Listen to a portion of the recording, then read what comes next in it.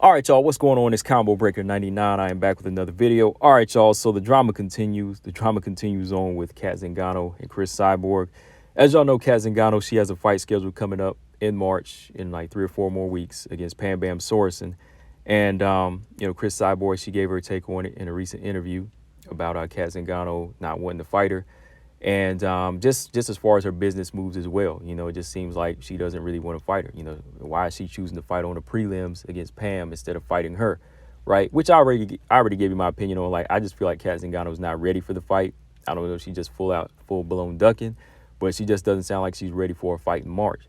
But I do understand where she's coming from, like why she would try to fight on the prelims. Why not fight on the same card or fight on the main card under Chris to build up that fight? So that's another question there. Like, does she really want that fight? Because it just doesn't seem like she's really stretching it at this point, right? But another thing she brought up that was interesting about Cat Zingano, she replied to her about the accusations of ducking a drug test. Well, Chris Cyborg said, hey, before USADA, you were undefeated. But after, USADA program came in, started testing these fighters, you started losing. You know what I mean? So she came back with her own little snappy reply. But Chris Cyborg also just brought up her opponent selections. Cat Zingano's taking on Pam Bam. She says she has 2 more fights under her contract, so she'll see what she's going to do. Is she going to take on a rematch with Arlene Blanco? She doesn't know.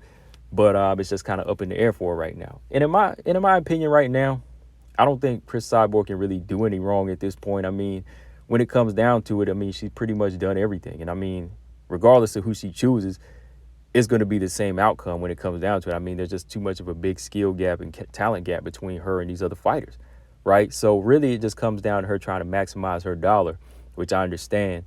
But other than that, as far as finishing out her contract, it could just be whoever, right? I know, except, whenever she's talking about like an Arlene Blanco rematch or Pam Bam or something like that. But when it comes to the Cat fight, I could understand why she wants to go ahead and make that fight, because that could maximize her dollar. And she's just trying to wonder why. She's kind of wondering why Cat Zingano is not in the same boat, right? Because you come over here from the UFC saying you want to, challenge Chris Cyborg. Chris Cyborg's already kind of set her mind on it because she knows financially that would be a big fight. Now, skill-wise and like legacy-wise, I don't really see it doing anything. But as far as just what Cat Zingano could bring in, I think this would be Cat and Chris's biggest money fight for Bellator. So Chris has the right idea wanting to try to make this fight. But it just kind of seems like Cat's going in the opposite direction, especially with all this talk. Like, maybe she thinks this drug accusation talk or, drug testing and ducking the drug test talk is all going to build up the fight or build up the rivalry. But at this point, with the age on these fighters, 39, and, just the way Chris has been looking as far as getting better and better and just being dominant, how much more could you build it up, right? How much more could you build this fight up? But let me pull up this interview here real quick. Let's see what Chris Cyborg had to say about the drug thing. She said this, look, I'm not surprised about that because I hear she's asking for a lot of money to fight. That's why she's just talking about why Cat's kind of pushing this thing out. But she also said she's finding a lot of excuses. I never refused the drug test. And if you see her career before she's been doing the program at USADA, she's undefeated. After USADA, she's been losing fights for 5 years. So I don't know what she's saying. She's referring to that whole thing about her ducking a drug test. But look at her. She said when they started doing USADA, boom, she started losing. In which, I don't know, man. There could be some truth to a little bit of everything going on here. Of course, there's Chris size, Cat size, and in the middle, there's the truth, right? We never know, because I used to see that in boxing. Some fighters, just looking unstoppable in boxing. And then all of a sudden, when certain things get exposed, fighters change, right? Certain things start happening, L's start getting dished out. So I don't know. But this is the next thing she said about, the fight that she's taking on. Why are you choosing to fight on the YouTube preliminaries rather than the main event? Everything she's doing is just an excuse. So she's referring to the Pam Bam fight. She's saying, okay, why are you choosing to fight on the prelims and fight on the main card? Like, it just seems like you don't want to fight me. You're trying to find every excuse. But in my opinion, if Cat would just be real and just come straight out and say, look, I'm not ready for the fight. I want the fight, but, I've been out for a little bit over almost a year, like over 10 months. Let me go ahead and get this fight, then we'll set up the fight, right? But she makes a good point. Like, why fight on the prelims now? Like, why with a former UFC veteran like Cat Zingano, try to fight on the prelims instead of on the main card under Chris Cyborg, in which y'all could build up this fight. Like you're already doing the Twitter talk and all of that. You're already tweeting out about her, not wanting to take a drug test. So you're already building it up in that way. So why not build it up by fighting on the same card as Chris? And I think that's where Chris is coming from. Like, why would you try to fight down instead of fighting up? It's not like you're not helping. You're not helping Chris here. Like, you're not helping yourself either by fighting on a prelim. You're supposed to be trying to maximize your dollar, right? So I can see where Chris is coming from that. Like, I don't mind her fighting Pam at this point because, like I said, I don't think she's ready for Chris. But if you're going to do that, try to set up the fight on the same card where y'all could build this thing up, because it needs to be built up if you want to make as much money as you can, right? So, yeah. Next thing she talked about here, her next couple of fights, and her opponent selection. And when it's coming down to it, I mean, it can really just be whoever at this point, because I think we all know that, like I said, this division versus Chris, the talent and the skill gap is huge. You know what I mean? It's just like Valentina versus the flyweights. Actually, it's a little bit more one-sided here, I think, because we still have a lot of young fighters on the come up that could offset Valentina at some point. I think, I guess I'm saying that because a lot of the fighters are younger. When you look at Bellator, yeah, there's bigger fighters that can maybe pack a bigger punch, but there's a lot of older fighters and there's just green fighters, right? So we don't really see like a big threat there for Chris, right? Because if we did, I'd have a triple threat in the featherweight division, which I don't. But let's see what she said. I have 1 or 2 fights left on my contract. My current contract, I'm going to finish in the summer. So I'm ready to fight and just waiting for the next opponent. I'm never going to choose opponents. My manager said maybe April for my next fight. It can maybe be Arlene Blenko, which would be a rematch. I'll never choose opponents, but I would like to fight new girls. If it's going to be Arlene, it's going to be a great fight too. But I'm just going to be ready for April if the opportunity comes. All right, so pickings are slim. Pickings are slim at this point for Chris Cyborg. Arlene Blenko's on a 2-fight win streak now since her loss, 2 or 3 fight win streak.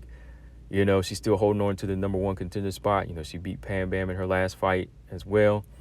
So, the logical thing would be Arlene Blenko when it comes down to, just going off of rankings. But do we really want to see that fight again after how the last one went?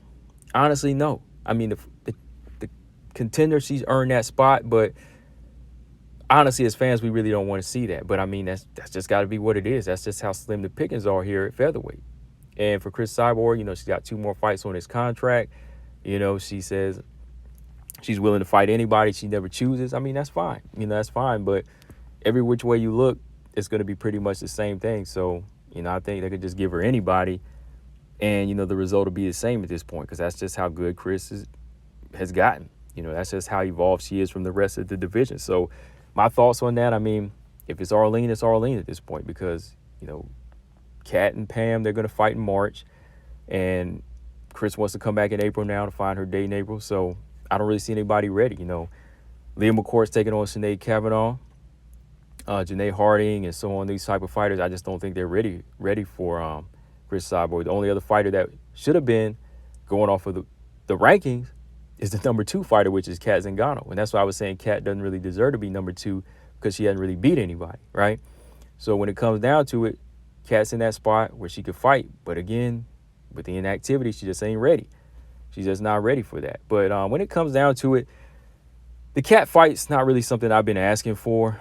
I can understand Chris in the business standpoint why she wants it, because it is her biggest fight, just because she's facing the UFC veteran. Cat brings in a bigger following than any other featherweights. But even then, it's not really like this huge legacy fight. It's just a fight to maximize Chris's dollar. And she's doing the smart thing to try to go after it. Like, she ain't begging for this fight. Like, she ain't going crazy for this fight. Like this is a Nunes rivalry. That's something that she really wants. I think if they could do like a cross promotion, she would say, forget Cat, let me get the Nunes rematch. That's how bad she wants it. But right now, she's trying to get as much money as she can. And Cat Zingano is that name, right? She's that name in the division where she can get the money from. She's already beat all the other girls. Like I said, not too many people are familiar with the other girls as well, and they're not ready. So when it comes down to it, it's a money thing, I think. And I can understand why Chris is getting a little bit pissed off at the direction that Cat's going, because she's not doing any justice for either one of them. Like, Cat should be trying to get the money here. You know, just get this fight. Let it be your last fight and get as much money as you can from it and go. Because you're already 39 anyway, right? That's what it is. But yeah, man, opponent selection is very slim. And with 2 more fights left on Chris's contract, sounds like she might sign another contract. Hopefully it's not for 10 more fights, because then it would just be rematch after rematch. And you'd be like, okay, just fighting anybody now. But I would like to see Chris kind of ride off after she finished these last 2 fights on her contract, really, because there's nobody else for her. Unless they can bring a Kayla Harrison over here, which I don't think Kayla's going for. Kayla's kind of stuck between a bantamweight division in a hard place right now, because she's trying to decide if she wants to move down to bantamweight for money in the UFC, right? So Chris, to me, I think she's just in a comfortable position now to just maximize the dollar. Like I'm gonna keep saying, that's all it is at this point, because nobody's really gonna show any type of signs of beating her today. So hopefully after this fight in April, her and Cat Zingano can come to terms, get this fight over with, and both of them can ride off in the sunset at this point. But that's my thoughts on this situation.